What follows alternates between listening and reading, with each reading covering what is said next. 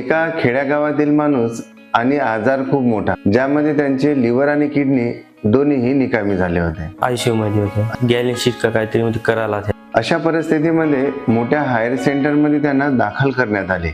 दिवस गेले, आठवडे गेले, परंतु त्यांच्या प्रकृतीमध्ये काही सुधारणा दिसत नव्हती. सातत्याने उपचार सुरू होते, परंतु त्याहून वाढत होता तो खर्च. घरच्यांचा खिसा रिकामा होत होता आणि मन आशाहीन. शेवटी निराश होऊन गावाकडे त्यांना घेऊन आलं होतं.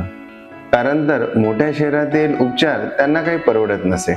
गावाकडे घेऊन आल्याच्या नंतर त्या परिसरातील बरेच लोक त्यांना भेटण्यासाठी आले होते. त्यापैकीच एक लिव्हरने ग्रसित असणारा रुग्ण तो स्वतःहून भेटण्यासाठी आला आणि मी यापेक्षाही खराब होतो, तर आपण का नाही एकदा डॉक्टर सोनटक्के आयुर्वेदिक हॉस्पिटलमध्ये म्हणे तो आपण घेऊन जाऊ म्हणे तिथे म्हणे त्यांना दाखवून देऊ आणि आपण एकदा आयुर्वेदिक उपचार सुरू करू.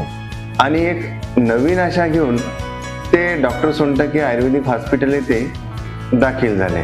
डॉक्टर सोनटक्के आणि यांच्या टीमने त्यावरती उपचार सुरू केले आणि काही दिवसातच दिसू लागला तो म्हणजे बदल. ज्यांनी पूर्णपणे आशा सोडली होती त्यांच्या जीवनामध्ये उजेड आला.